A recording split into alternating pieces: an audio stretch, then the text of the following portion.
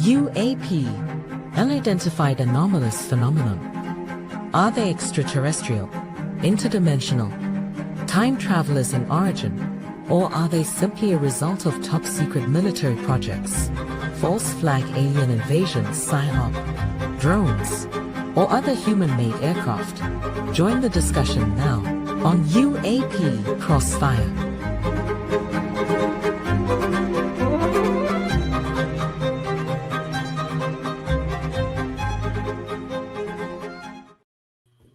Good evening, everyone, and welcome to UAP Crossfire. It's a joy to have you with us tonight. This is where we gather to discuss all things UAP, UFO, and paranormal. And joining me tonight on our panel, as usual, Mr. Don Ecker from sunny California. How are you, Don? Doing okay, Padre. We got back into business, as you know. I had a little computer malfunction that kind of threw me for a loop. It basically gave up the ghost, so I had to get another one. And then, to compound that, I had to get the thing set up. And I got to tell you, I hate having to set up a new computer. But, hey, that's me. So now you're all up to date on your OnlyFans page, right? I don't know.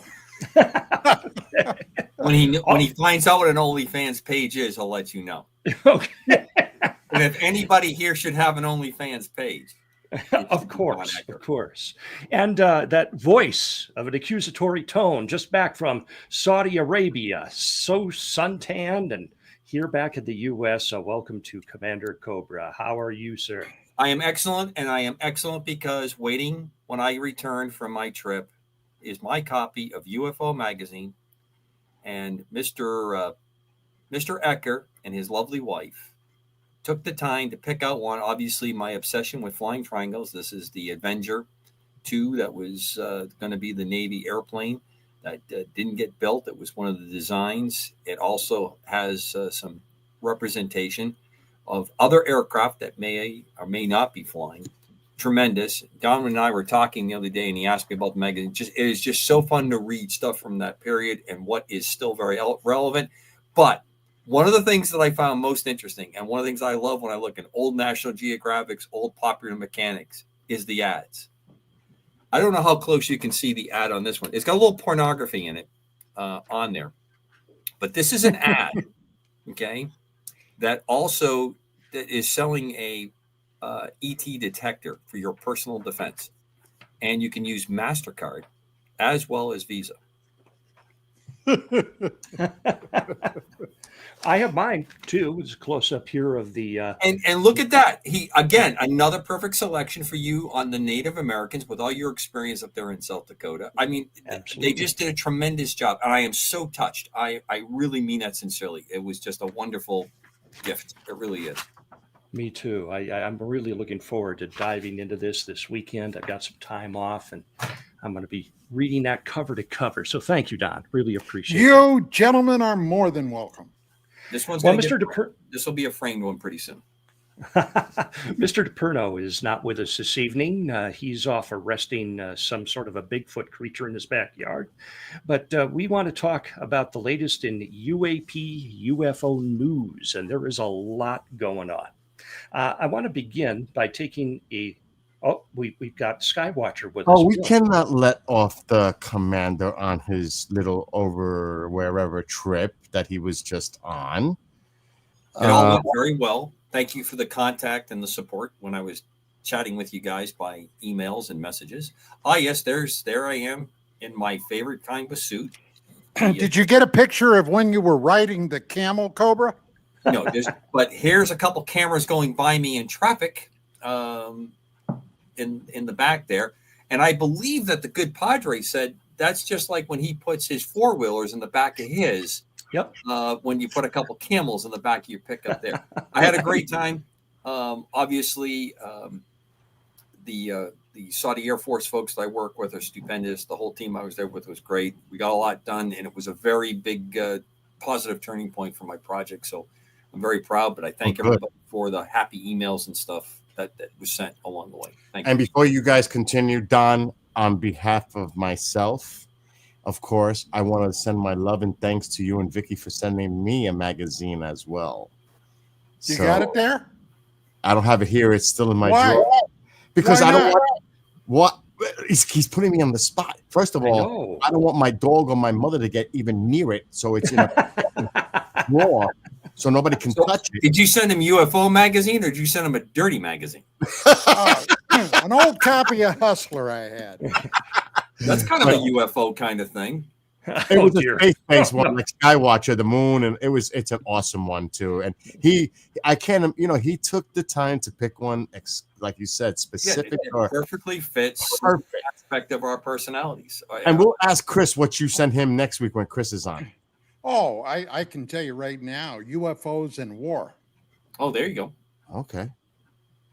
So, well, Padre, Commander, and the Silverback, have a great show, and see you guys later. Sounds good, Bill. Thank you. You're welcome. So we have a whole lot of this UAP news that's been breaking lately. It seems like almost every day there are some new developments. But the big story just in the last few days has been the release of the final interview segment that Jeremy Corbell and George Knapp did with a whistleblower named Matthew Brown. Now, this is a fascinating story because it introduces some things that we have suspected for some time, but also some things that are rather disturbing. We're being told that very soon there's going to be some videos released by this whistleblower, one of which is purported to show a large UAP hiding in a cloud taken from above. And so we're waiting for that to break soon. I just want to go through some of the assertions in the video and get your commentary on it. One is right in your wheelhouse, Don, and so I'll begin with you. And that is the assertion that there are multiple entities that are piloting these craft and that they have been on Earth for as long or longer than humans. What do you think? I consider that perfectly possible. Of course, I have no bottom line proof. I could never go into court and testify as a fact. The circumstantial evidence, however, would appear to be overwhelming, that something has been interfacing with human beings in excess of at least 10,000 years. Now, I had a dear friend, a very dear friend, a world-renowned author, Mr. Zacharias Sitchin, who basically back in about 1975, 76, began shining a light on ancient Sumerian culture, the writings, the tremendous number of cuneiform tablets that have been recovered over the last 4 or 5 decades or more, and the translation of many of these tablets talk about beings coming down from the sky and bestowing upon human beings the gift of civilization. Now, what exactly do I mean by that? Well, when I was in school and when I was in college, okay, we were taught that Sumeria was the first recorded civilization that was approximately 6,000 years old. Now, I got to say, even at that time, I never accepted that. Human beings have been around for several 100,000 years. How do we know that? We know that through archaeological finds. We know that from archaeological sites. And the mainstream, I might add, has been vociferously, up until recent years, basically claiming that was wrong. I can even think of several times people in the scientific community were basically doxxed, were X'd out because of finds that they discovered and they tried to bring forward, and they were basically banished by the academic community. So, you know, it's always been a great controversy, but you cannot argue with the hard, cold facts as discovered and verified. Now, with that being said, 6,000 years ago, Sumeria basically suddenly blossomed upon the plains of Mesopotamia, okay, on the rivers there. They became a great civilization. Although they were never really unified at that time, they had separate city-states. Now, the Sumerians, when asked, well, how did you discover these things? And what things am I talking about? I'm talking about advanced mathematics, keeping time.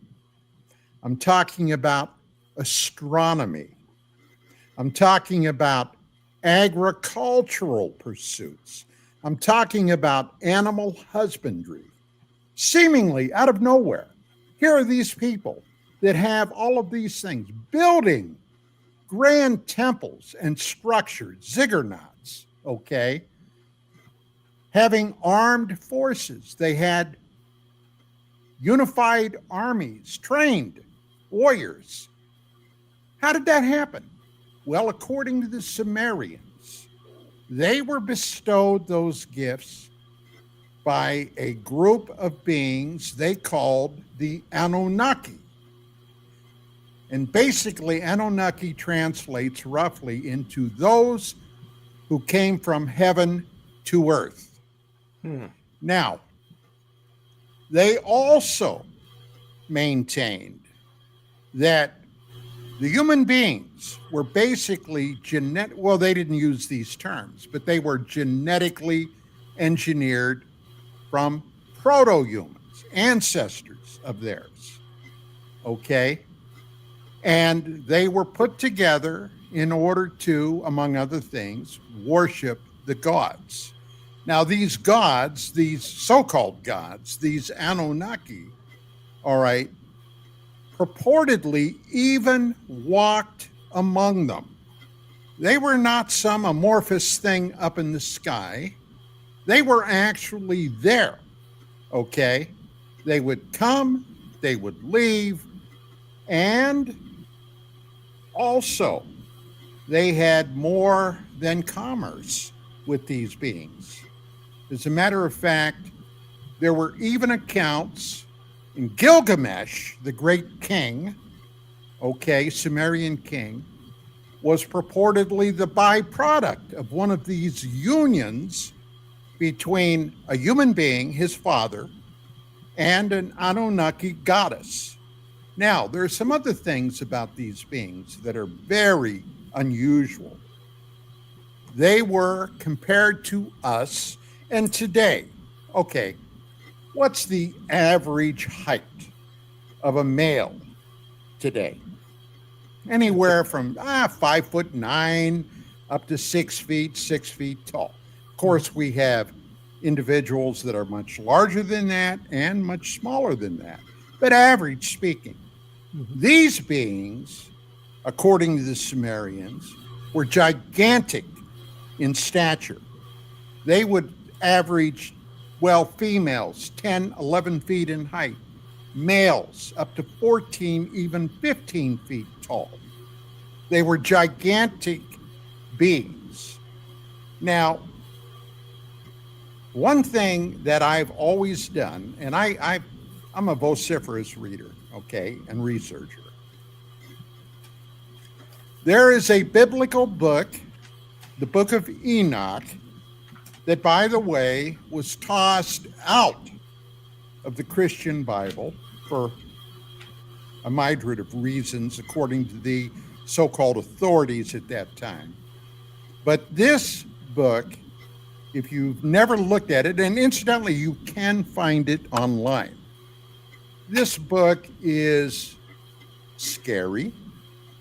It's fascinating. It gives stories that you're not going to hear in church on Sunday as a rule. Okay? People don't like to talk about it because of what it may portend. And what it portends is this, that at some point in the distant past, the Almighty God sent down to earth 200 angels to watch over mankind. And if you have a copy of the Bible there, and you open up the first book of the Bible, Genesis, and you go to chapter 6 in Genesis, verses 1 through 4, it talks about the plural sons of God went down to the earth, basically found human women highly desirous, and they took for wives and concubines basically as many as they wished. Now, paraphrasing, that's not it exactly. Padre here could probably be a little more specific. But the bottom line was they had progeny from these unions. And these unions that produced progeny, these babies that were born, became the Nephilim. Okay? A hybrid mix of human being and, well, angels, if that's exactly what they were. I don't think they were angels, but I do think they were extraterrestrials.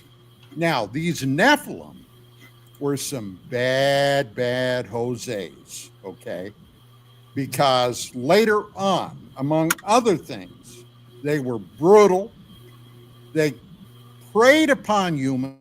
They ate human beings. The wickedness was so great, according to the church teachings, that God, the God, finally got upset with it and did the great flood, the deluge, primarily to wipe out the evil and wickedness and these Nephilim. Now, with that being said, what proof do we have? Well, we do know. John, let me just grab a quick thing. I just read with new ground penetrating radar and surveys, researchers believe they have found where Noah's Ark resides and where it is built up. You know, we've seen this a number of times over the years, but it's interesting how many times we found sites that go along with this and the continued interest. I didn't mean to interrupt you, but no, that's fine. That's fine. Yeah, that's a story that's been banging around. Supposedly, okay, back in the late 50s, the early 60s, the Central Intelligence Agency, CIA, on one of their U-2 flights, purportedly photographed over in Turkey, okay, a glacier site that it was claimed part of Noah's Ark was sticking out of the ice. Okay. Are you familiar with that? Absolutely. I saw the movie. Okay. The movie Noah with Russell Crowe? No. This predates that movie. Okay. So, yeah. So, I mean, there's at least a lot of evidence to say that it ain't all what we might think it is. But to get back to the Nephilim, as a matter of fact, there it is, the Book of Enoch. To get back to the Nephilim, Commander Cobra and Chris and Padre, I don't think you were around then. Okay. There had been some stories that flowed out of Afghanistan about an incident that took place a number of years ago after our troops went there, where a military unit purportedly, which was on a patrol up in the mountains looking for the Taliban and the bad guys, suddenly disappeared. They lost all contact with them. They didn't get a tick from their radio people. That means troops in contact. In other words, if the bad guys would have ambushed them. So it ended up that a special forces unit, Green Berets, maybe some SEALs, were purportedly sent to look for them. And they found an area with bits and pieces of military junk. Okay, stuff that looked like it had been torn apart. And they reached up into this area. I believe Cobra, and I'm going from memory now. That was in Kandahar, right? Yeah, the Giant of Kandahar is the story. Yes. They got up there, and suddenly, out of this cave, a tremendously huge spear was launched that hit one of the soldiers, went right through him. And I'm talking about damn near a telephone-sized pole, all right, the spear. And the long and the short of it was, as you might imagine, I mean, if you've ever been in a situation like that, a combat situation, initially, when it breaks, you're shocked for an instant, but then you better pull it together or you're lost. And these guys opened up on this purportedly 15 or 16 foot red-haired giant that came lunging out of this cave to regain his spear and I guess attack the rest of the troops. Everybody in 7 counties opened up on him. And he was ultimately killed in like 30 seconds. Now, according to the reports, and hey, I wasn't there, this being had 6 toes on each foot, 6 fingers on each hand, weighed approximately, they said, 1,500 pounds or so. And they sent in a Chinook helicopter, that's a big one, with a cargo net. And purportedly, they bundled this thing into the cargo net, took off, never to be heard from again. So yeah, there's some weird stuff out there. And I'm sorry I took so long, but when I get rolling, Padre. Yeah, it's a fascinating subject. You know, we read of Goliath in the Old Testament, and he's so many cubits in a span, which I did the math last year. It comes out to about 9 foot 6 inches. He had a spear described as a weaver's beam. So there you have another large spear. And the thing about Goliath is he had some brothers, and one of them is reported to have 6 fingers and 6 toes. So there's a strain genetically of gigantism that speaks to that. But Commander Cobra, we want to get your opinion here of this idea that alien beings have always been here ever since we have been here. What do you think? As Don, I think it's a strong possibility. Don touched upon also another aspect of it. You know, we've been somewhat arrogant in our approach to how old the Earth is, how long man as a species has been on board. I think it's interesting very recently how many major media personalities are talking about, you know, just this, you know, this life starting without some supreme order or some basically God. You know, you have a lot more people talking about it now than you ever had before. And it's not very scientific. It's not scientific method when you ignore things that don't fit into your theory that you're trying to prove. And we've gotten off the track on that. And then I've seen on the other side, there's fundamental religions that have an exact date how old the Earth is, an exact date on how long man has been here, exact locations, but we can't, quite, find the exact location. I think that there is more evidence that there is a possibility. And what does that ET among us mean? Is it the biblical angel? Is it other civilizations?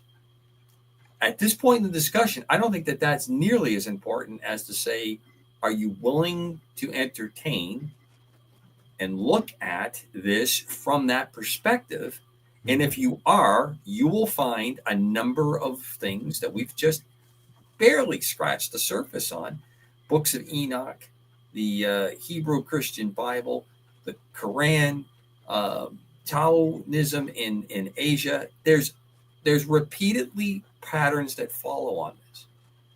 And I can't imagine how you would just rule it out any more than you would say it is absolutely true that this is exactly what's happened, because that lacks, as Don, so easily put, we don't have the hard evidence for that.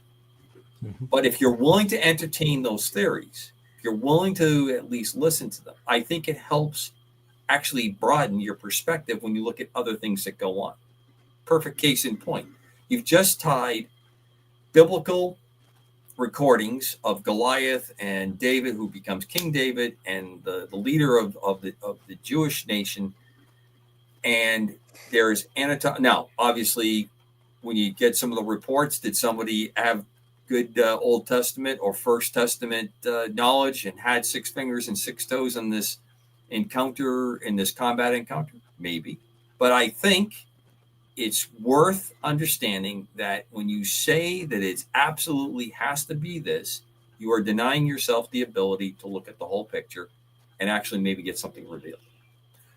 Dan and I have talked about this offline. I don't find this as a threat to anything that I believe, any of my religious practices. I don't have that. Because number one thing, aside from the instruction that says I have to love everyone, I don't necessarily have to like them. That's my add on to that part of it, is that I will never put a determination on the limits of what God can do or has done. And that's where I think we get in trouble. That's where I think we get ourselves off the path.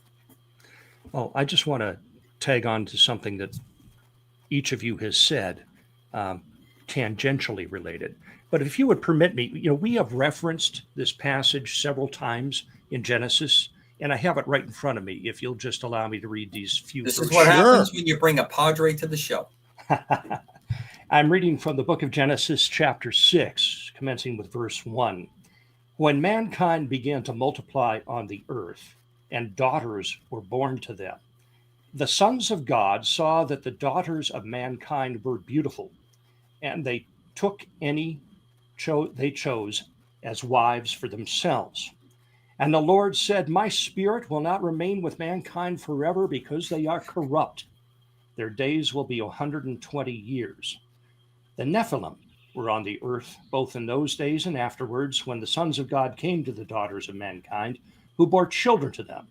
They were powerful men of old and famous men.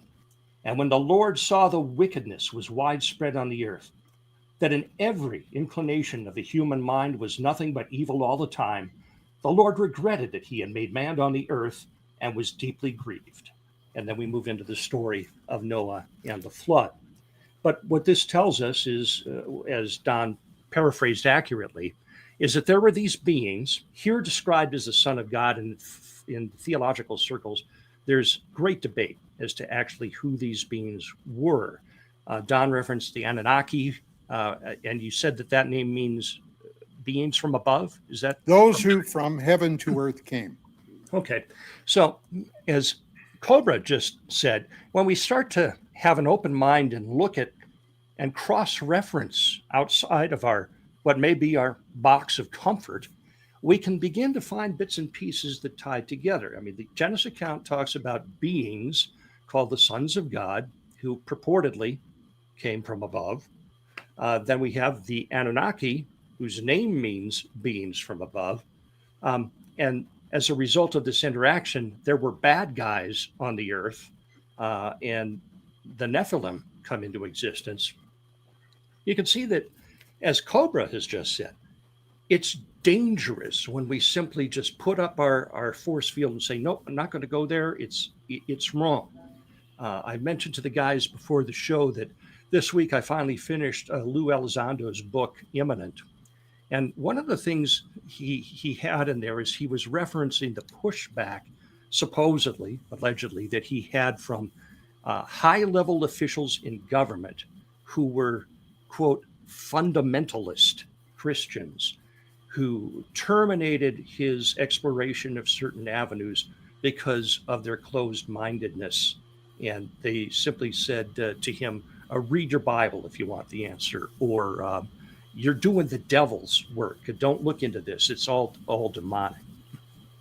As Cobra said, when we just throw a blanket, all-inclusive thing over topics as complex as UAP, we do ourselves and the public a disservice, because we have to have the ability to explore these other avenues in order to determine whether there is validity in them or not. And so for Mr. Elizondo to seemingly blanketly reject then these people as being closed-minded, I don't think that's necessarily fair. And that's one of the reasons why I ended up on this show. You guys know that about a year ago, I got upset with another UFO podcast that was had a guest that said that evangelical Christians have no place in the UAP discussion because of what we believe, and said that basically we're intellectually inferior for holding on to those beliefs. Well, you just can't put everybody in the same box, especially when it comes to religious beliefs and Christian beliefs in particular. I am an evangelical, what some would call fundamentalist Christian, but here I am. And I'm not threatened, as Cobra said, by anything that's been said here. I want to know. I want to know the truth. Because, well, Padre, you said several things that I feel I must address and cross-reference. Okay. Okay? Mm-hmm. You were talking about these beings that purportedly came down from heaven. Sumeria is special in a number of ways. All right. Not only with their pursuits of mathematics, astronomy, etc., the scientific medicine. I forgot to mention also medicine. But there were other things that came out. Now, we're talking about the Bible. Mm-hmm. We're talking about the Hebrew Christian Bible specifically. Okay.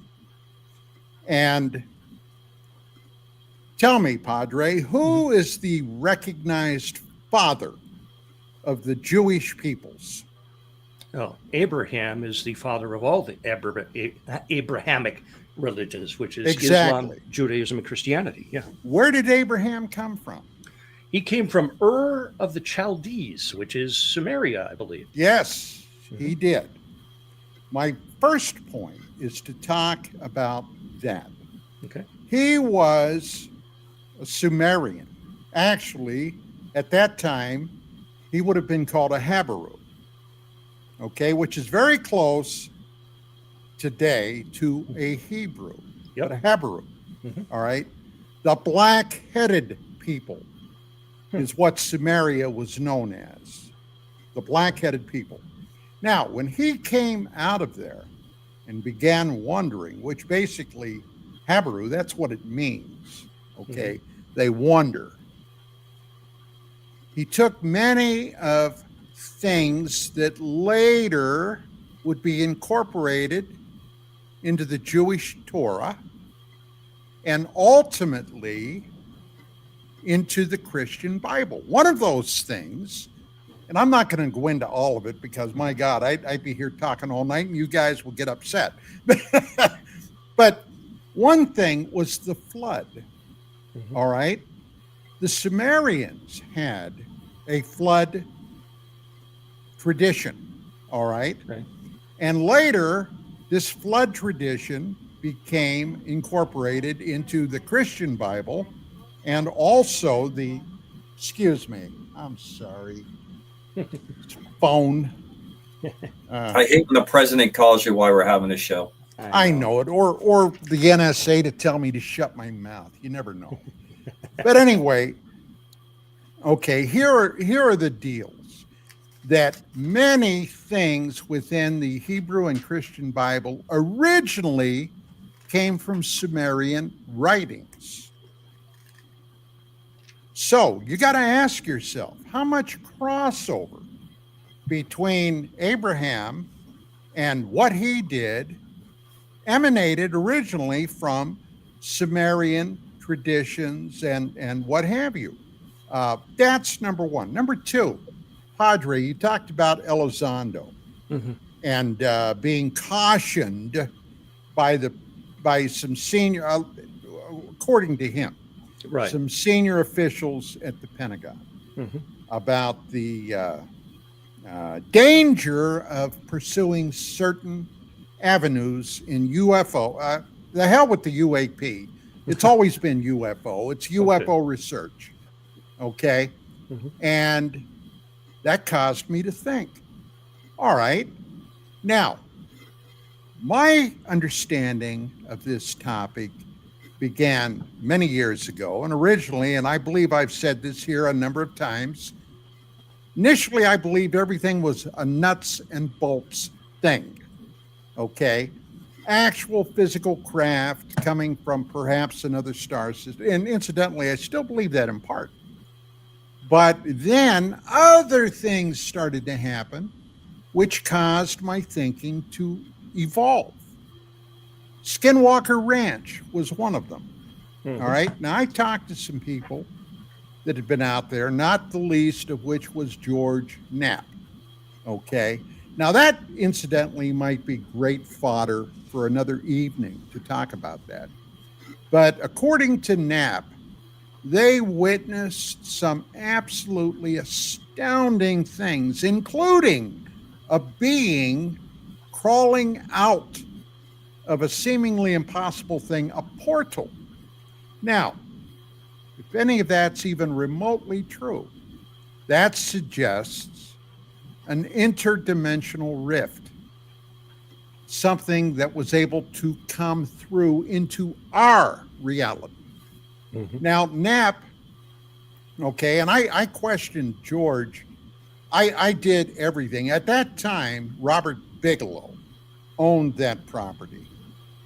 And I did everything but get on my knees to beg Knapp to intercede for me so I could go out there and spend a couple of days roaming around the ranch.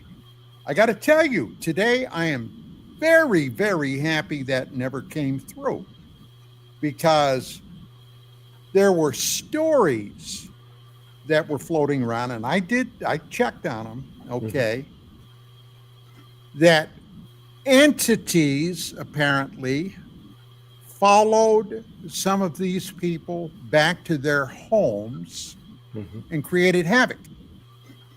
So finally, we're talking about this, and I looked at George Knapp, and I said, George, you and I have known each other for a very long time. Yeah, oh yeah. I said, let me ask you, you spent a lot of time out there, buddy. George, did anything ever follow you home? And he stopped. He got very quiet. And I just sat there. I waited. And finally he said, yes, it did. But he wouldn't elaborate on it. Okay? So I'm like I said, I'm very glad. But what am I getting at? Well, the interdimensional thing. If what Elizondo was saying was true, okay, and these people back at the Pentagon, these quote unquote fundamentalists, and by the way, Padre, they had a name that they called themselves, called the Collins Elite. This is what they were referred to as, these alleged fundamentalist military guys. The Collins Elite. The idea that perhaps some of these beings that came through right out of hell. Okay. Wow. This is what I think these guys were freaked out about. But if that's true, as an investigator, as a researcher, okay, it behooves you to follow up on that. If you're honest in your own heart, you got to follow up on that. And apparently, a lot of people didn't want to take on that risk. Your thoughts, Commander, on the metaphysical aspect of the UAP phenomenon? One of the things that I think have concluded, and luckily amongst these my fellow co-hosts here, I think what Don was referring to in his nuts and bolts was, people wanted to look at one area and didn't see this unified theory or this unified understanding that all this is connected.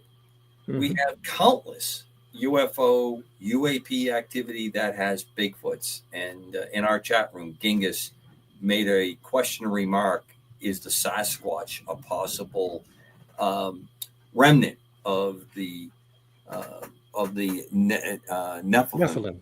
Yeah. I think that's worthy of discussion. But when you are telling me that, how many times have we talked in the past where, no, we don't want to talk about paranormal. We're here to talk about UAPs. Mm-hmm. Okay.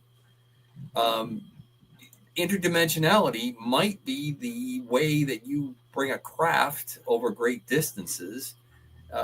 Sometimes talking science fiction, folding space-time continuum, wormholes, all these other activities that are going on.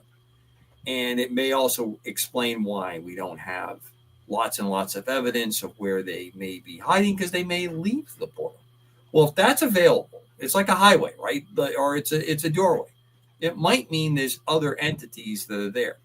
Hell, whatever that is, what that part is, the fallen angels that we talk about from the Bible, all those things that are there might have access or at some point under certain conditions able to do that.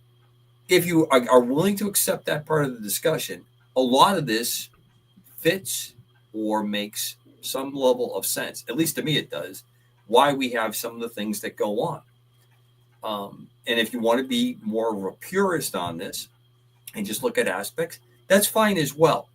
But to me, to have this, I think what really elevates the discussion goes back to the earlier part of being able to look at all many points on the compass on this. Mm-hmm. It doesn't throw me off, but I think that much like physics is trying to prove how everything is connected, this is just an embodiment of that same thing. And it doesn't, I don't find it the least bit offsetting at all. I think it actually makes a lot more sense or helps me accept some of the things that are happening.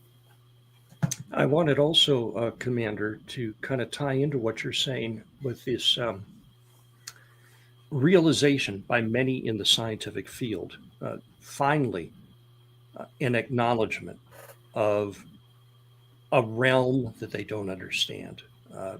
As we have become more capable at looking at the smaller aspects of things like cells and DNA and getting down to the subatomic particle area, we got this big thing, what's it called, CERN in Europe, that's experimenting with these particles.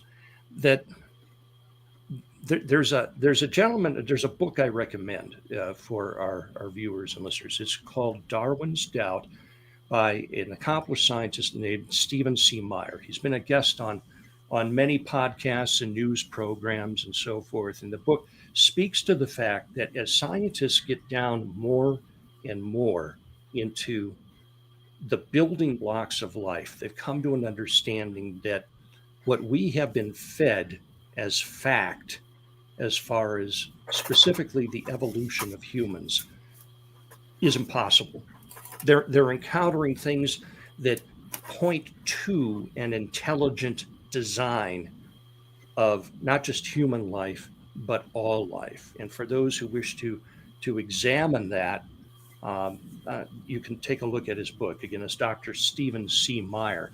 But that to say, here on this panel, we try to keep an open mind and we try to allow differing points of view. And it's not incumbent upon us to accept, everything as fact. I think it's good that we have critical thinking abilities. As we look at where these beings come from and who they might be, this whistleblower, Matthew Brown, says that there is more than one race of these entities.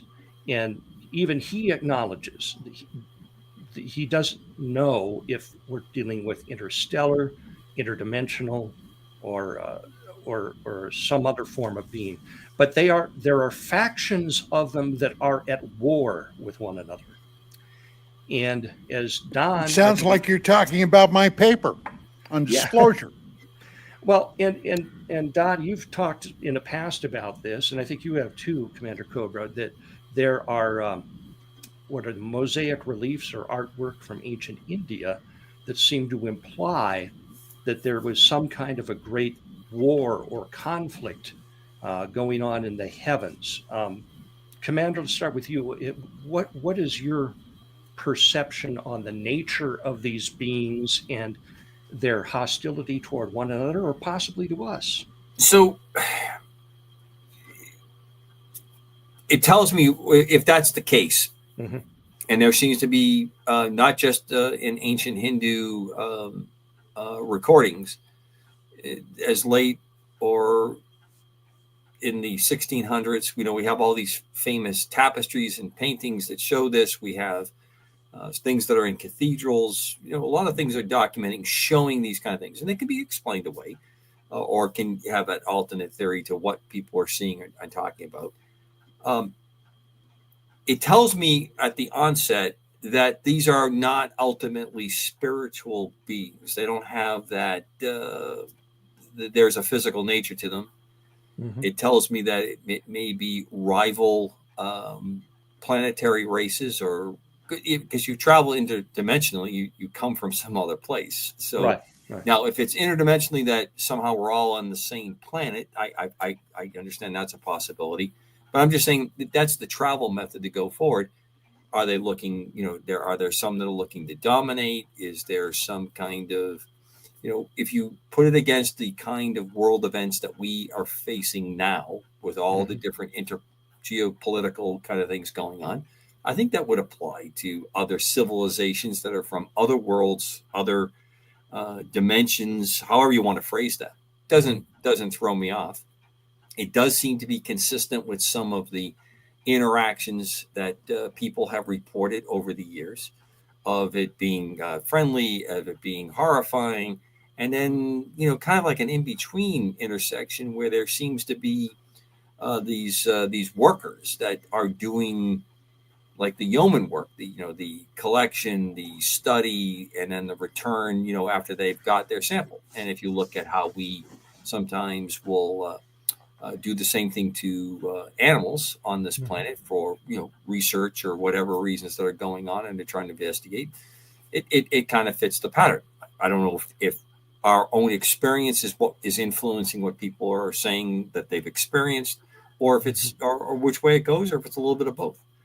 Doesn't surprise me in the least that you would find that there's different entities. We've heard them all: Nordics, reptilians, grays, all those things that are in there. Again, not incompatible to anything that goes on. Doesn't surprise me. It's interesting what their rules of engagement are. Is there some kind of mutual hold off that they just don't smite us?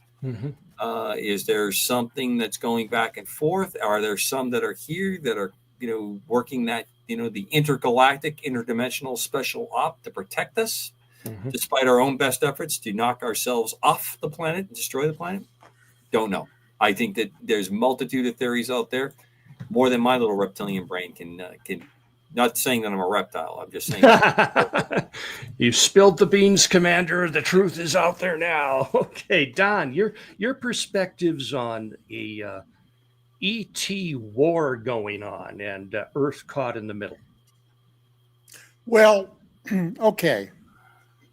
Number one, first I've got to go back to Margaret Mead. Okay. In the 60s, all right, when I was just a youngster, 13, 14 years of age, I begged my parents for a telescope. Okay, one of the greatest things in the world I wanted a telescope. And in 1963, I got one. Unfortunately, it was 5 days after Christmas when it finally arrived. Okay, but that first night, I'll never forget this. The Outer Limits was on. And I watched The Outer Limits because I didn't miss that science fiction program ever, if I could help it. And as soon as it was over, I grabbed my telescope. I ran out in the backyard, set it up. The moon was out. Bright. My God, it was brilliant. And I started looking at it. And my first sight of the moon through that telescope, my breath caught in my throat. Okay. That put me on a years-long fascination about the moon. Now, why did I mention Margaret Mead? Well, NASA was gearing up for the Apollo program, all right? And for 400 years, this is documented, astronomers worldwide, okay? And remember, we did have the ability then to manufacture and make telescopes. These astronomers reported seeing all types of things on the moon, everything from what appeared to be volcanic eruptions, craters. Now, we're talking primarily the moon facing the planet because it's in a locked orbit. We never see the far side of the moon, only the front, what we call the front part of the moon. And these observations were documented. So there was a lot happening back in those days. For example, in the Soviet Union, and of course we were in competition with the Soviet Union to get to the moon first. Okay, they had a lot of, and they've always in some regard seemed to be much more open-minded about certain things than what we were.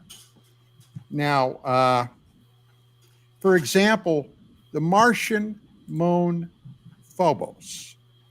There were some at that time, very top Russian astronomers that believed Phobos and Deimos were not only placed into Mars orbit back in the 19th century, okay, because astronomers for a couple of hundred years looked at Mars. They never saw these moons before. Suddenly, in the mid-1870s, boom, they popped up. There they were. Now, how did that happen? And some Russian astronomers theorized that these things were artificial. All right? Now, Margaret Mead was among a panel of academics that NASA contracted with in order to do a study on the moon. They wanted to try to get an idea of what they might be encountering once we got there. And the report that came out was called NASA Technical Report 270. And in there, it documents all of these sightings and phenomena that were popping up. Now, when I became officially involved in research in the late 1980s, all right, I had an interest before, but hell, I didn't know anybody worth talking to back then about it. I always thought that if there were extraterrestrials, the moon would be a perfect place to set up camp. Okay? Now, I was talking to hundreds, perhaps thousands of people over the next 20 years, all right, at UFO Magazine. And I heard this refrain time and time again, that there were at least 7 different extraterrestrial civilizations coming here, maybe even more. That several of them were benign, okay? They had no beef with humanity. We were more of an academic study. Then we had some that would just pop in for whatever reason. Maybe we were a truck stop, okay, to get some needed supplies, perhaps water, although there's a hell of a lot of water out in the universe. Water, perhaps other provisions. And then there were some that just kind of found us curious. But there was one group of ETs that had a pure hatred for humanity. Now, it's been theorized, and I stress theory, all right, that there is a type of directive that apparently is being adhered to, that at least overtly, nobody fiddles with human beings overtly. Don, yes. Hold there. We have to go to the break. And this is the great tag to get people to show up with the other side. Okay. Yeah, we'll be back after this short break with more on these evil, hostile beings and their nefarious intentions. Stay tuned. UAP Crossfire here on the KGRADB network. I warned you when I get rolling. Yeah.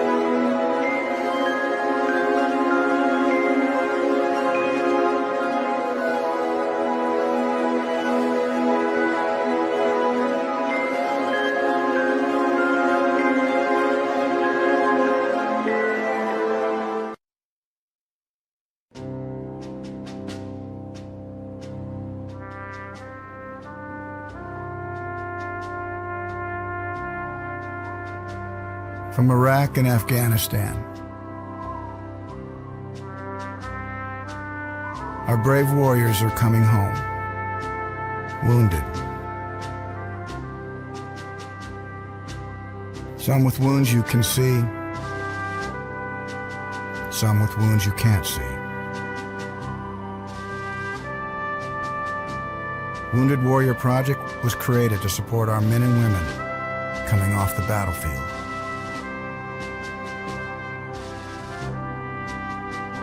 Please help carry these warriors the rest of the way home. Get involved at woundedwarriorproject.org.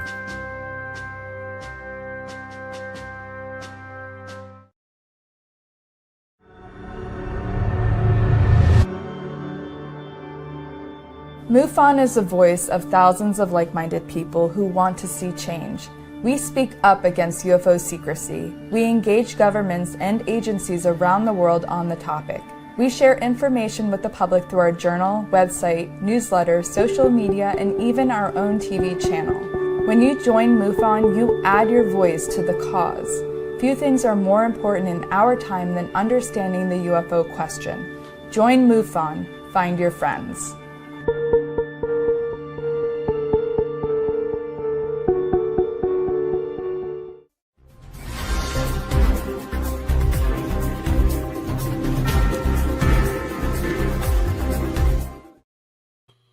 Welcome back to UAP Crossfire. Dan Carlson here with Don Ecker and Commander Cobra. And right before the break, Don was about to reveal to us the identity of the particularly malevolent alien species. Don? Well, there's more to it than just simply that. In 88, 89, I was starting to make introductions of myself, UFO magazine, to some people. One of them was Mr. John Keel. Now, Keel was a longtime researcher, writer, author, Fortean. He always stressed he was Fortean, which is modeled after Charles Fort. You don't know who that was? Well, let me suggest you plug Charles Fort into your search engine and do a little background on him. But he was a guy, he gets a new in the computer 19th and he century. starts talking all the lingo, all the smack. Stick it in your search engine. Catch a clue, Cobra. Catch up with me, okay? I got a new computer. Yes, sir. Go ahead. Sorry. Oh, you found me out, dude. You found me out. Now the dude. Listen to this. Such a West Ooh, Coast. This yeah. boy. What a face. Look at that boy. Well, Charles homie. Fort was a guy that collected oddities. All right. As a matter of fact, there are a couple of books out. I don't know. They're probably still available that Fort wrote. Even today, my God, a century later, over a century later, these books are still prime reading, called Low, L-O, Low by Charles Fort, and The Book of the Damned by Charles Fort. And he covered everything, including aerial phenomena. Okay. Well, Keel and I were talking, and I mentioned to him as a criminal investigator, because there were a lot of stories that were starting to come out about cattle mutilations. I told Keel that I had investigated 2 cattle mutilations, okay, back in 81, 82. And we started talking, and then the great taboo was raised. The great taboo was human mutilations.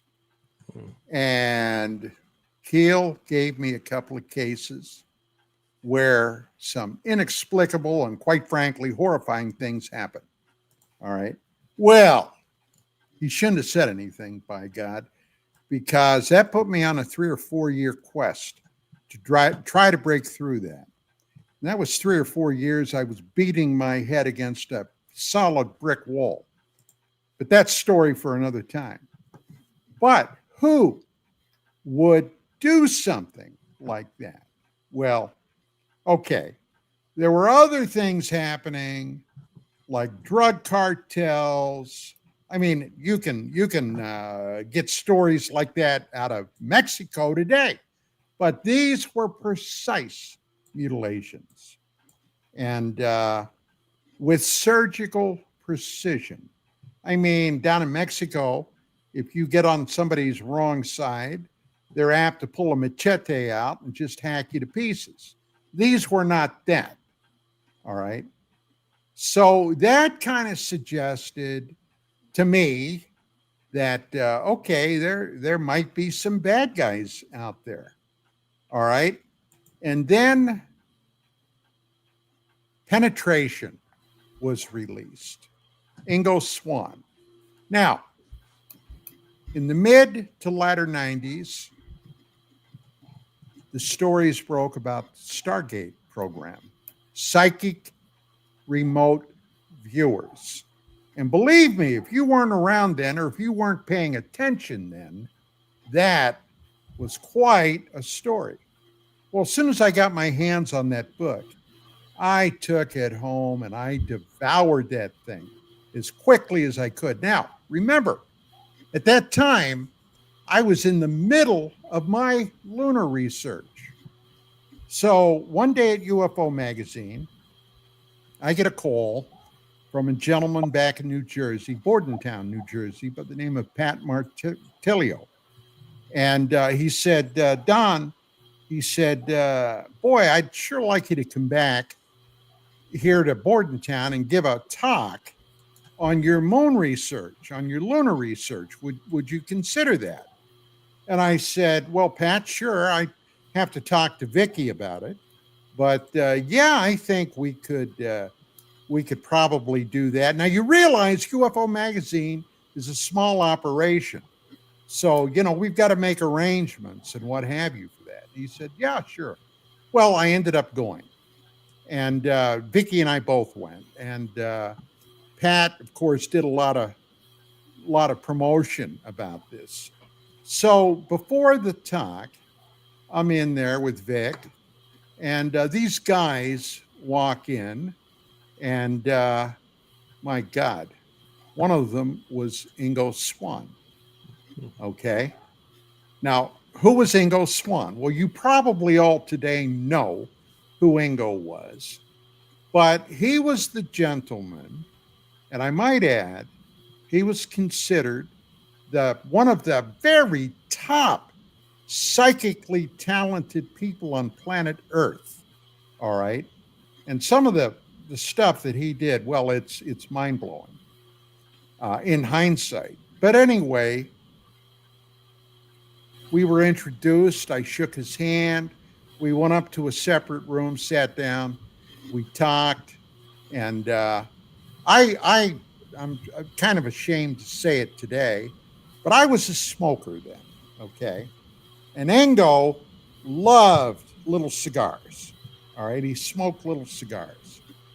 And we went up there and we sat down, and I lit up, he lit up, and we're talking about the moon. And of course, I had already read what he had to say about his experience with the moon. So I wanted to talk to him deeply about that, and did get a chance at that time. But not too long after that, he had family out here on the West Coast.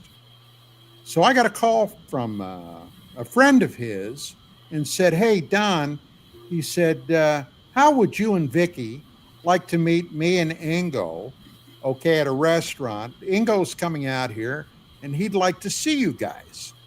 And I said, "Oh my God, that'd be great. Sure." So we ended up meeting at a small Italian restaurant in Burbank. And boy, I'm telling you what a night that was. Not only did we eat, we enjoyed a couple of bottles of fine wine, but the food was exquisite. But we sat there and we started talking. Now, by that time, I had devoured his book, Penetration, 5, maybe 6 times. And he wanted to pump me about what I had discovered. Now, I had how should I say this? I had a source, okay? I had a source over at JPL, the Jet Propulsion. A JPL CI. Shh. And they had lunar archives over there. And one day, I got a call. This is a side street, but I'll be right back in a moment. I got a side call. This guy had walked out with a stack of photographs about this deep. Okay. And he surreptitiously got them out of there. He, of course, had to take them back. But guess what I did? Every bloody photograph in that pile I scanned. All right. And in a number of those photos were, quite frankly, some shocking things. Now, you got to understand about NASA. Okay, and believe me, I've had my encounters with the folks at NASA. Never a straight answer. That's what NASA stands for. All right. Now, in some of those photos were obviously some type of artifact that were there. But the tour de force was the one where I had to put in, and God, if I'd have known we were going to go there, I'd have had it available to put up on the screen. There's a photograph there taken from above. It was from a lunar orbiter that shot this crater, and you clearly can see a huge pipe running through the middle of this crater, through the wall of the crater, and there was a cliff there, okay, that this, you could trace the pipe through the lunar soil to where it came out over this cliff, and it had some kind of huge attachment on it. Now, I sat on that for a number of years because I wanted to have exactly the right venue to show that. And later in 2014, I was hired as a research producer on a sci-fi program, Aliens on the Moon, The Truth Revealed. Now, I got a bad rap there because the executives were bound and determined, and I'll just be very blunt about this, to insert for the audience, some bullshit this is an exception into this program. And it was quite telling bullshit. The alien Mona Lisa, okay, on Apollo programs 18, 19, and 20, which by all accounts never happened. All right. But they had some hoaxers put this together. This alleged alien woman was found allegedly on the moon, allegedly in a crashed spaceship that had been there for centuries. Okay. And they took photos of her, and she ended up getting the name the Mona Lisa. Now you can find that online. She was dead plastic there, Padre. Oh, okay. Dead plastic. Okay. So anyway, to get back to the original gist of this, so the human mutilation thing ended up taking on a life of its own. And there were individuals, and because there were individuals at that time, people like Whitley Strieber, people like Stephen Greer, people like, well, I'm trying to think of some of the others that, Bud Hopkins, okay. Now, Bud, who was probably the most well-known researcher of human abductions. Forget this crap about experiencers. Somebody comes into your bedroom at 3 a.m. or 4 a.m. and takes you out of there against your will and ends up doing experiments and probing you, and then very kindly drops you back off. All right. That ain't an experience in my book, Bubba. I was a cop. That is an abduction, okay? And he would never, Bud would never speak ill. And I confronted him about it one time privately. And I said, Bud, I said, look, there's this case where irretrievable harm was done to these people. How can you say it's all benign? And his answer was, I don't want to scare the public. Well, but maybe the public needs to be scared. All right. Maybe they need to know that it ain't all wine and roses, buddy. Well, the bottom line was we took a lot of heat because I ran some articles in UFO magazine about these human mutilations and did some deep digging and came out with some very strange stories, especially on the East Coast, believe it or not. And so anyway, we got a lot of hate and discontent about that. But to get back to the point, these alleged hostile aliens, okay, what would be their conceivable purpose? Well, Swan, during this 5-hour dinner in Burbank, California, told me what he thought. In about 1975 or thereabouts, he received a call from an associate of his, somebody he knew. And remember, this is all going during the SRI thing, Stanford research thing, when they're working on the protocols and Stargate, the remote viewing, all this kind of business. And he said, Ingo, he said, look, he said, there's some people that would like to talk to you, and expect a phone call from them in the next several weeks. So Swan said, okay. Well, he got that call a few weeks later, about 3 or 3:30 in the morning. And they told him to drop his shorts, pick up his socks, scoot out to the airport.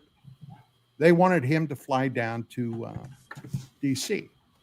Well, He went down to D.C., went to the Natural History Museum, was met by two guys originally Ingo Swann thought were brothers.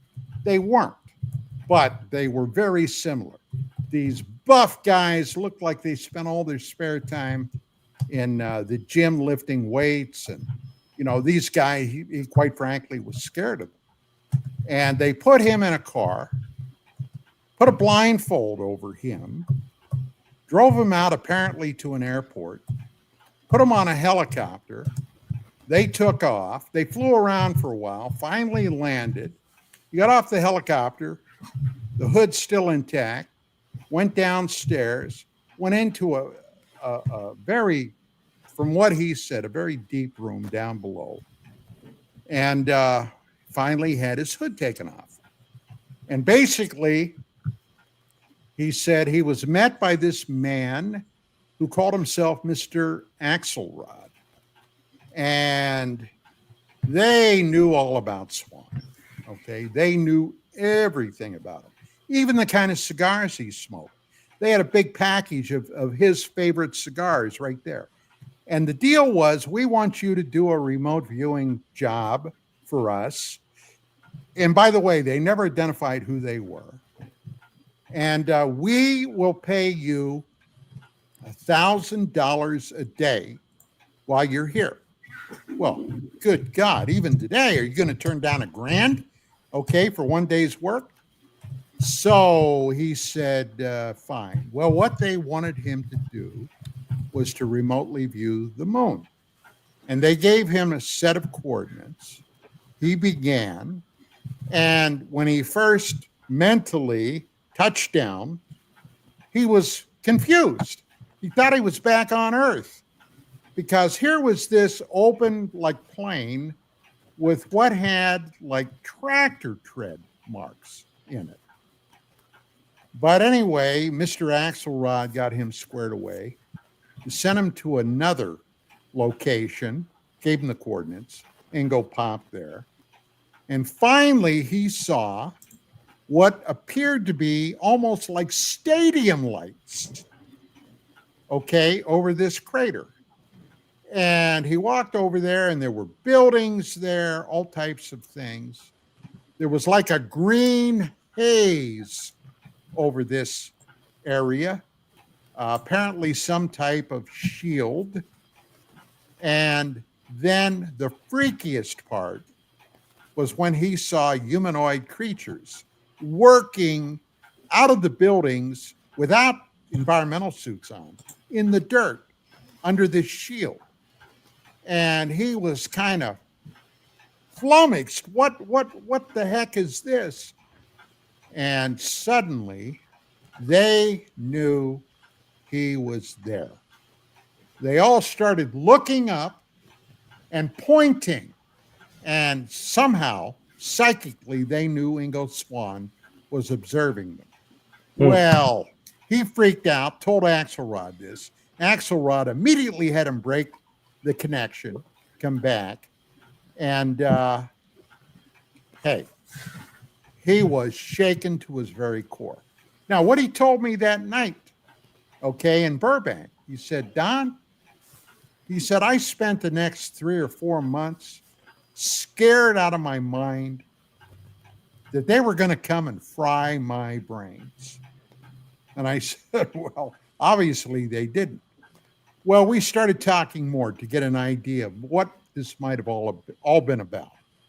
And Swann told me, he said, number one, he had no idea who Axelrod or these two goons were. All right? Didn't have a clue. He said they could have been CIA, NSA. They could have been Mossad. They could have been aliens. And I looked at him and I said, alien? He said, hey, I don't know. Okay.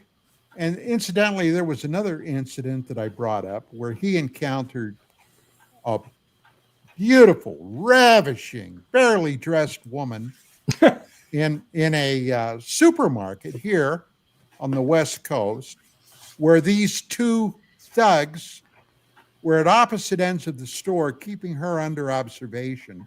he stumbles in there, and the closer he got to her, he said, suddenly the hair on the back of my neck stood up, and I knew she was an alien. And then Axelrod reached out to him. Okay, there's more to the story, but the bottom line was he was told, if you ever see her again, stay away from her. She's deadly dangerous. Okay, so I talked to him about that too. But anyway, to get back to this. So I said, well, what's the bottom line? He said, I'll tell you, whoever those beings were on the moon, they're doing something there. And he said they are hateful toward human beings. And I said, well, why would they be hateful? He said they're highly, highly psychic.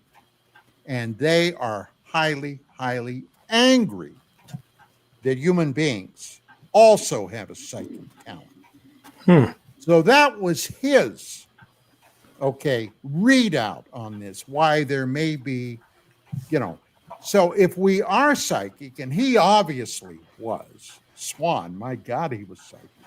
And there were others like him, a guy by the name of Pat Price, who incidentally in the mid-70s died under very mysterious circumstances. He was at SRI. Both he, Price, and Swan were considered the two stars there. But they got the remote viewing program going. Well, then over the years, there were many others that came forward we began to know more about. And many of them were tasked primarily by the CIA, the DIA. These were on intelligence gathering missions. These guys, they kept the program in operation, the feds, for over 20 years, financing it every year.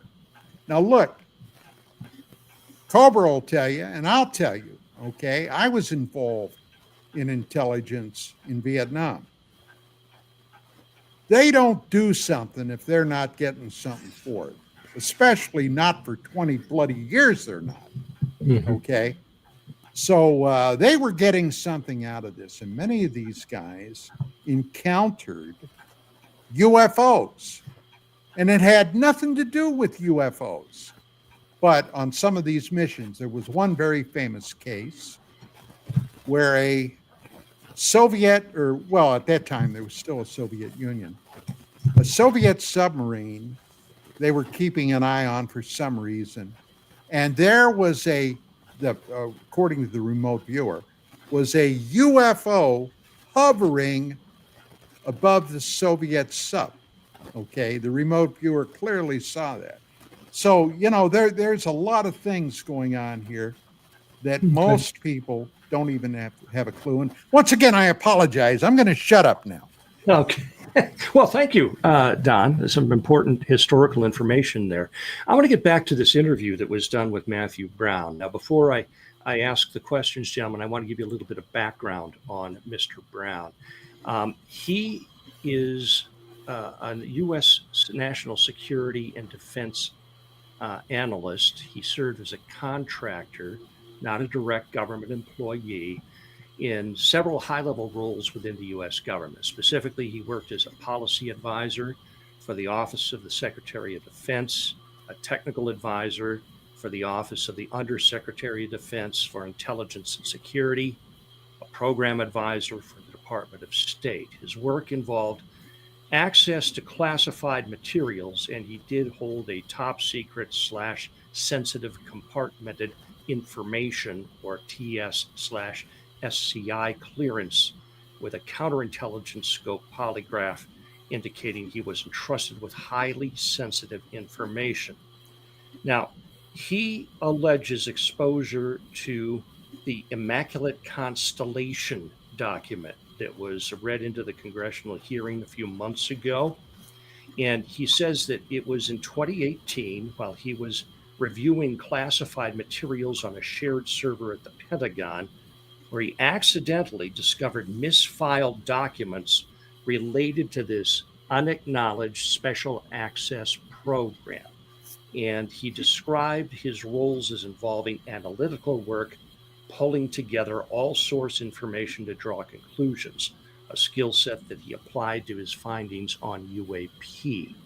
He also pursued a master's degree in security policy studies at George Washington University, but did not complete his thesis because he was so involved in his work at the Pentagon. So he was primarily a contractor with high security clearance in the Pentagon, and he worked on defense-related projects for more than 5 years.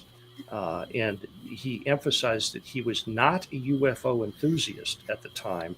He never attended UFO conferences, and he approached his findings with an analytical mindset instead of going and actually looking for UAP. Now, I want to share with you quotes now from this interview, because it's sort of related to some of the material that Don was sharing. And Commander, I'd like you to comment on this. Perhaps the two most impactful quotes from the interview. This one, quote, "We live in a dream, a carefully constructed reality. We make use of a science that is tightly controlled, suppressed, and distorted. People have been left behind. We are taught false science intentionally to prevent us from learning more. We live in the matrix." And this is how he ended his interview. "You are not free, and this reality has far more to it than you have been allowed to believe." And his final comment was, "God is real." Commander, thoughts? A lot packed in that statement. Yeah. I don't think it's anything new that we have spoken about in the past. Are we in a construct? Are we in a created reality? I think that there could be some factual basis to that. It explains a lot of the inconsistencies that we talked about tonight and we've talked about in the past and others have talked about. What I mean by that is you have finite discussions where how old the Earth is, and then you have these nibblings at the edge, right, that start to point to other science. We have inconsistencies in what we think are hard science discoveries. And then when you get to the next level, as you were talking about earlier, on things like DNA, things like physics, and you get into the particle level of physics, we've had years and untold fortunes, treasure that's spent on trying to prove or disprove or discover the understanding of what theories are. String theory comes to mind to make things work. I think that is interesting. The part that I find, I'm not going to say disingenuous. It's not the right word. What I find frustrating about these people, and you gave all the laurels of all these things that he's come around, and he found this accidentally. Here's a person that supposedly has all the credentials. I'm not doubting them. You listed all this stuff. So one of two things: either he saw something. Well, there's noble things. He saw something he wasn't supposed to see. That's how he kind of explained it. He stumbled upon it. Mm-hmm. Yet he hasn't been spirited away. He hasn't been silenced. And some reason, this event he felt he was going to disclose. I find that a little curious. In what regard? Well, if you have all this and you've passed all these tests that say that you're extremely reliable, that you're not going to give up secrets, that you're not a security service, and you've been trusted with more of this. To me, if you take that at value, the next thing I have to say is either this is so staggering to someone who's seen a lot, been involved in a lot, that he feels he has to come forward with it, or it's not true. it's made up, or it's some kind of conjecture or a mishmash of a lot of things there. So I don't know what to make of it beyond that. To me, to be living within a constructed reality doesn't seem to be all that upsetting to me, or confusing to me. In a simulation is one of the the kind of the current buzzwords that go on. So I can see that happening. I guess I'm just one of those throwbacks that just refuses to believe that I'm not looking out to see stars and this great distance and space time out there. That this is all just a very convenient produced thing. But I don't have any more proof for it than they have proof for what they've just put forth. Good point. I think that when I think of this immediately, when you talk about a constructed reality, constructed by whom and for what purpose? And then we get into all kinds of more spiritual and metaphysical. Absolutely. I mean, is this something that what you and I would say is God has set up, that we pass through this, and how we do in this is where we go next? Is there, is this part of where our soul goes on this and goes forward, backwards, or to a different place? Yeah. I think you can fit a lot into that, but it's spoken in such prophetic, such distant kind of thing. And you're dealing with somebody who wants to ask Don that when he was out with Mr. Swan, and I don't mean this to be snarky or but to maybe lighten it just a little bit. Did they have tiramisu or cannolis when they had this fantastic dinner at the Italian restaurant with Mr. Swan? Yeah. Is this one of those situations where Don was told, leave the photographs, take the cannolis? Just throwing that out there, just to lighten up just a tiny bit. Well, I will take emails at the address below for those that feel like I'm not taking this serious. I'm taking it completely serious, but I'm not going to solve this for you in a couple minutes. And I'm probably the wrong guy to ask at that kind of metaphysical level. I can't change if that's what the construct is. Right. Again, it's sort of like this thing with AI, and we've been talking a lot off air about AI and the stuff that's going on and these things that are going on. Bottom line, AI is sort of to me like Amazon. Okay, created by man, very addictive, probably going to be our own destruction because it is created by man. And as far as I'm concerned, anything we create in this real world, if it exists, or this construct, apparently in this construct, we have the ability to put our own device together. Yeah. It's one of those games like Sims, apparently, that if we want to be destructive, we can create a destructive civilization, a destructive path to ourselves. That's interesting. I hadn't thought about it from that perspective before. That's because you're not drinking this. If you drank this, you would have the enlightenment. This is why they call it spirits, Padre. It makes you spiritual. Okay. Let's head over to High Priest Don just for a brief comment on, is this... First ask him, tiramisu or cannolis? I want to know. Yeah. Don, a nation wants to know. A global following wants to know. Veal maçon. Yeah, that was your main course. I want to talk dessert. Yeah. Tiramisu. All right. Good stuff, that is. Now, if you're asking me about this guy, Padre, I got to tell you, and Cobra, I think, will agree with me. And as a matter of fact, he said a lot of what I'm going to reaffirm right now. I had a top security clearance with a crypto access. And in the military, you didn't go any higher than that. Okay, that was as high as it went. Now, that didn't mean bupkis if I didn't have a need to know. That doesn't mean they just brought out all the juicy stuff and I could look at it. No way.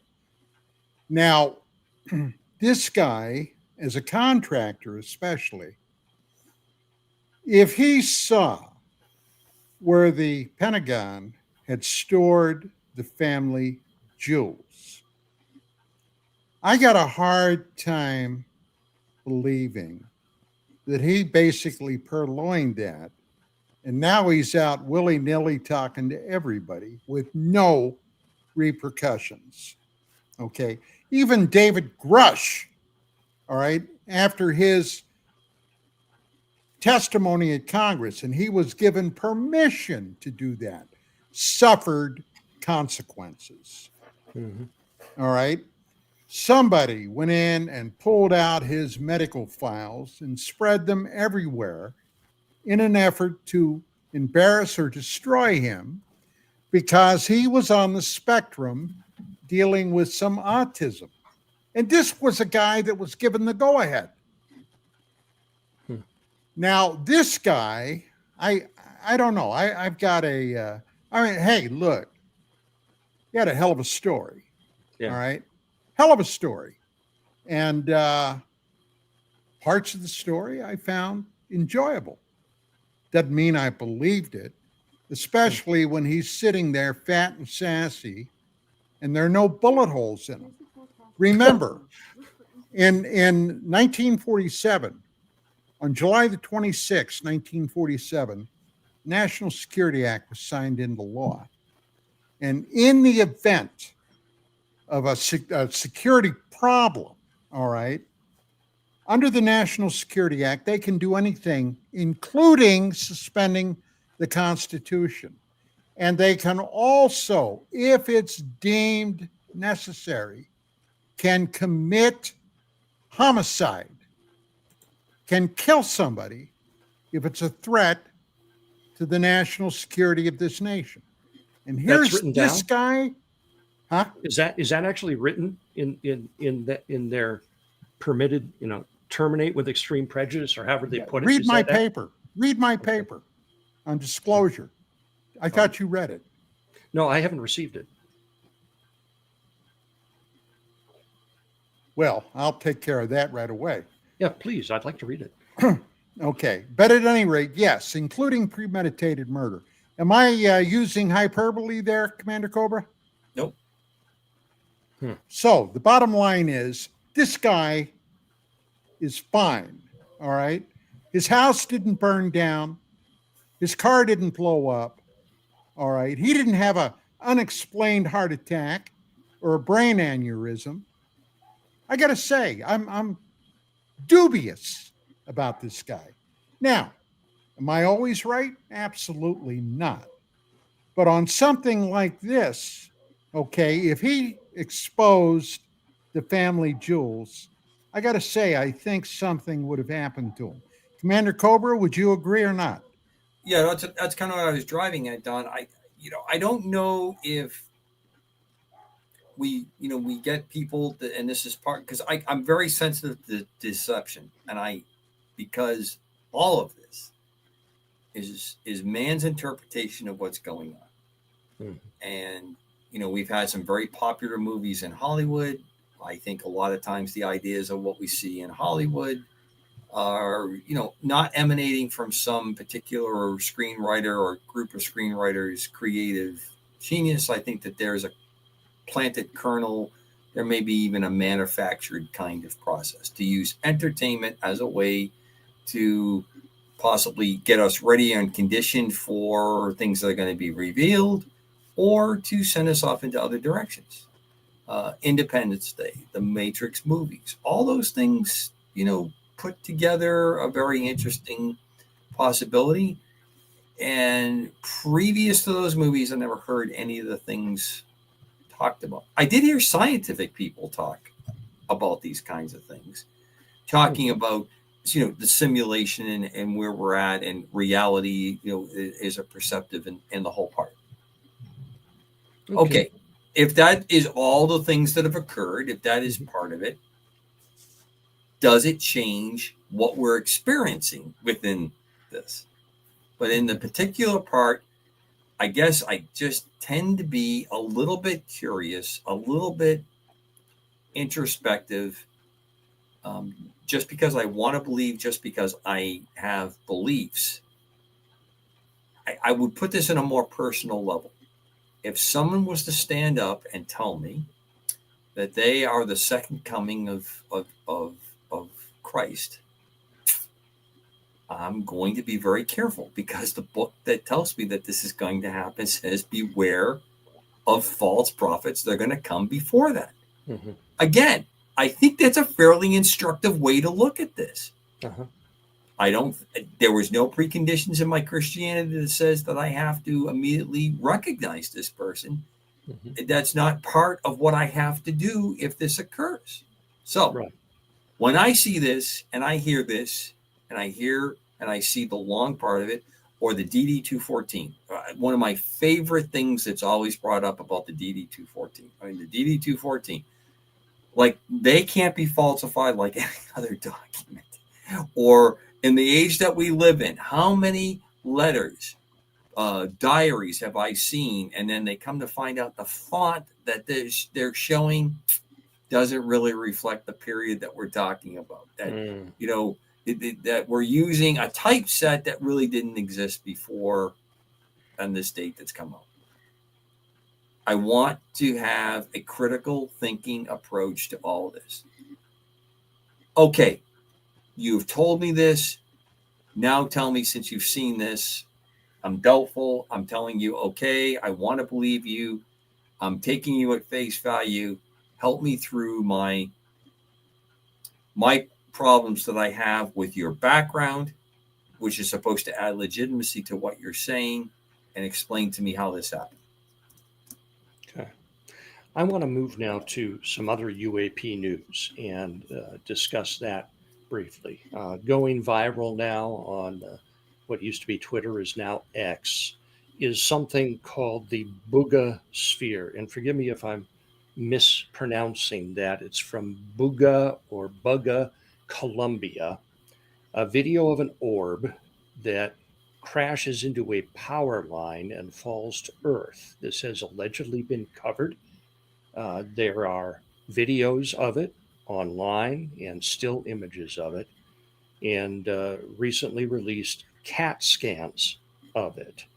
And one of the physical characteristics, a test was done on it, and it says that it has an aluminum hardness of 330 HB, which is, I guess, double the standard aviation hardness on aluminum.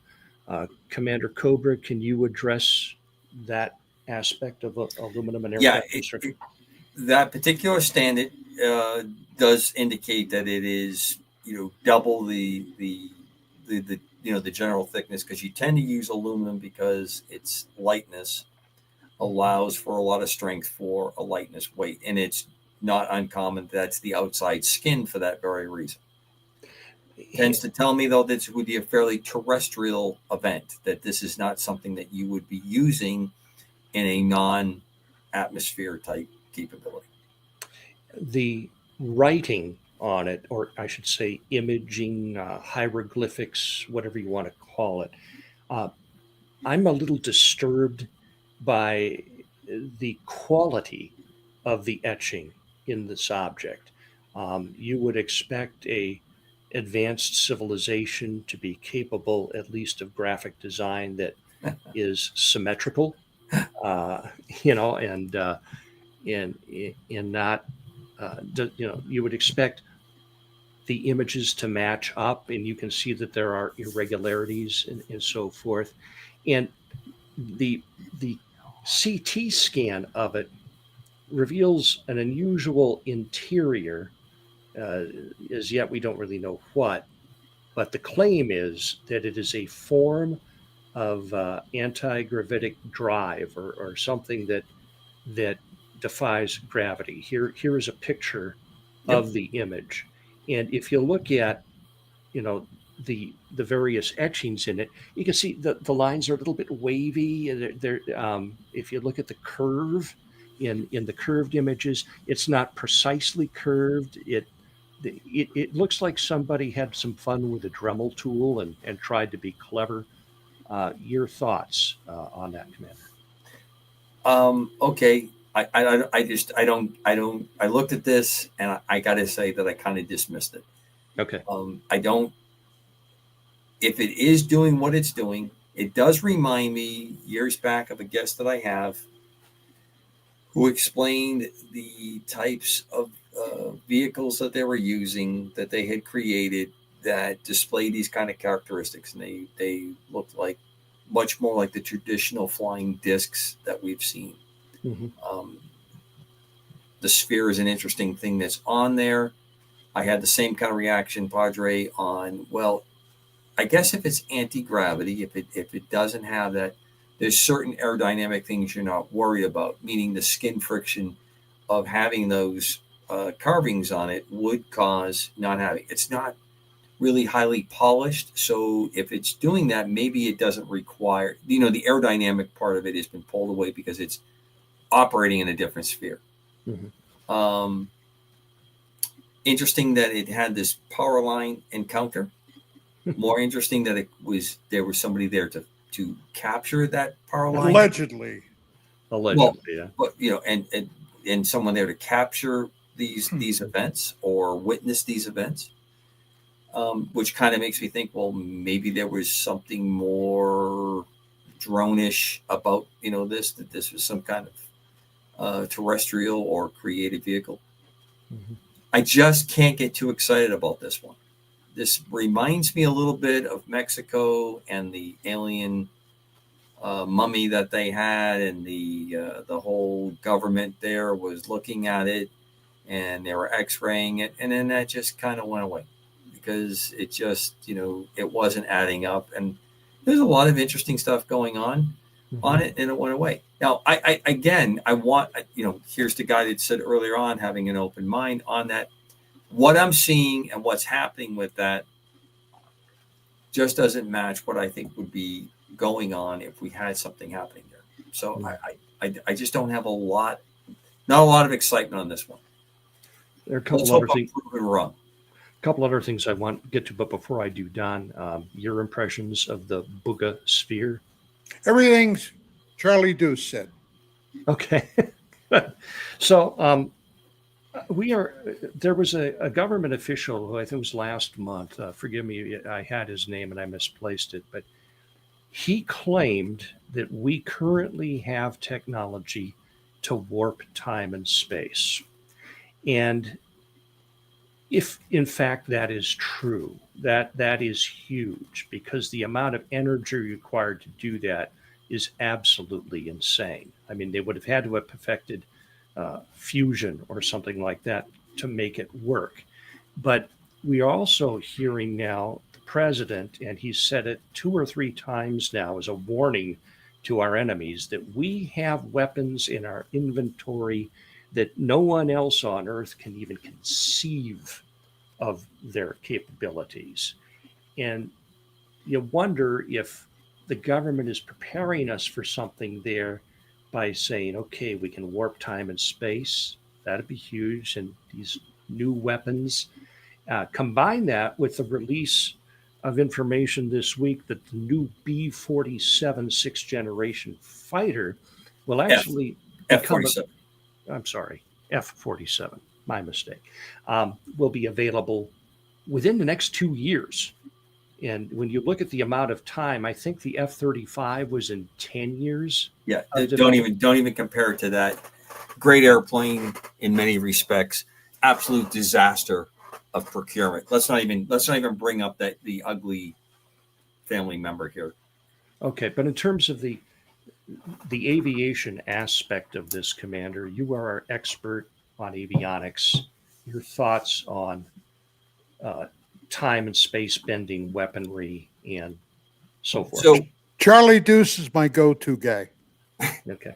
All right. So we can do time and space bending right now in a very broad sense of that terminology by taking one of Elon Musk's rockets, flying it to almost any point on the Earth, and having it land vertically on that spot.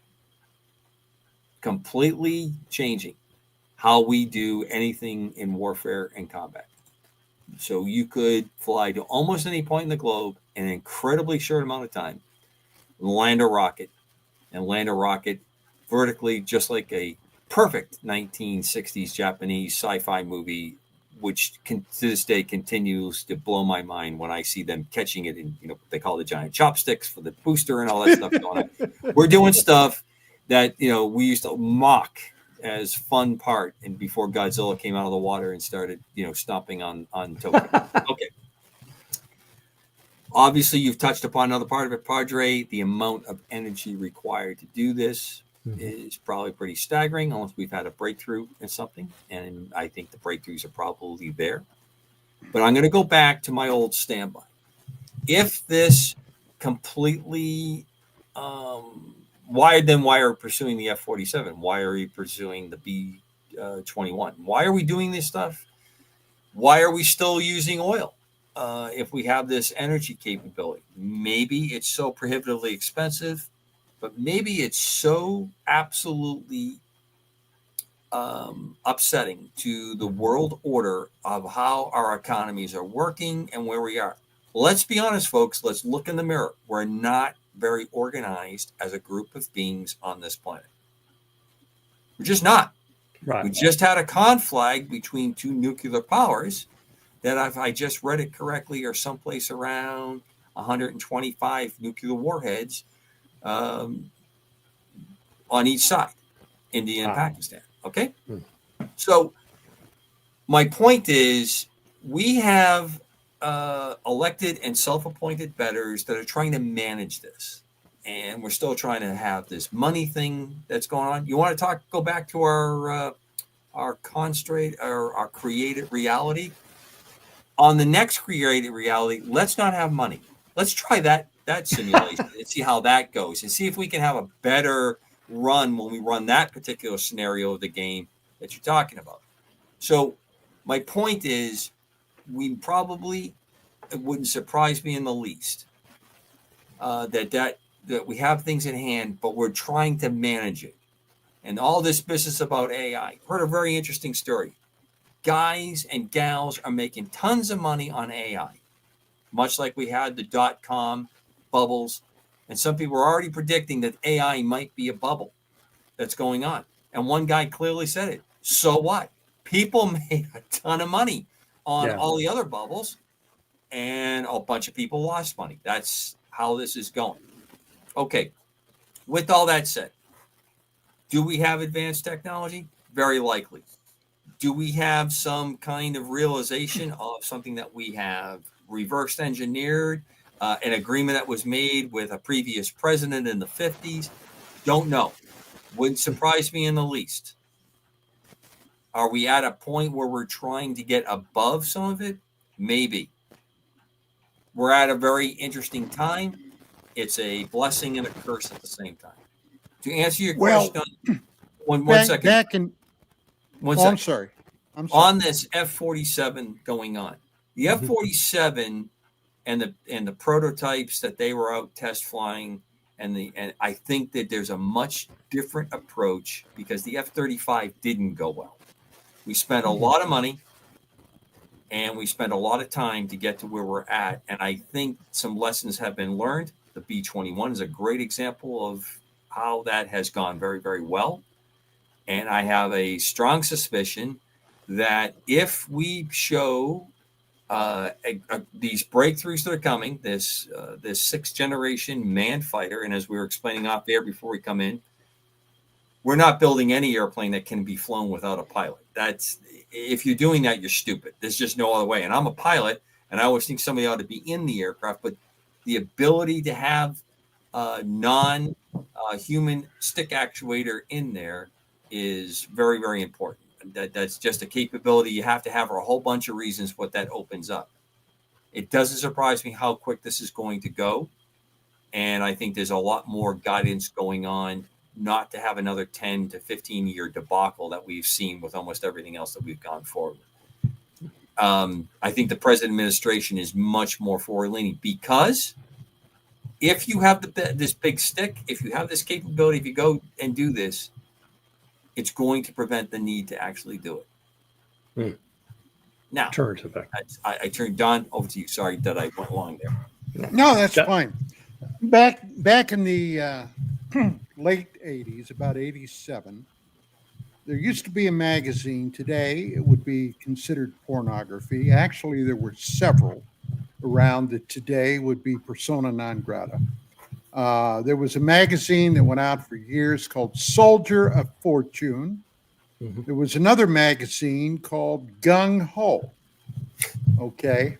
I laugh at Gung Ho. I thought that one was just, too many wannabes. Yeah. Well, at any rate, I like Soldier of Fortune. There's a lot of good stuff in that. That was in 2-minute warning, guys. An article came out written by an aviation writer who went under a pseudonym by the name of Al Fricke. You may be familiar with this, Cobra. But this guy wrote this article. And remember, at this time, Star Trek, the original series, okay, was the only one out there. Now, they had the Star Wars movies and that kind of stuff, but I'm talking about episodic TV. Even the Next Generation had not premiered yet. And this guy said, we have stuff flying in the Nevada desert and can do things in the Nevada desert that would make Captain Kirk drool with envy. Now, the point of this is anything that we think we know today, you got to project another 30, 40, or 50 years, okay, down the road, not going that far, but stuff that we have today is so cutting edge, you would think that way. Now, I've been told by people that have a pretty good handle on it that we have electrogravitic spacecraft. Do we? I don't know. But there are a lot of circumstantial things, gentlemen, that make it appear that we ought to be looking that way.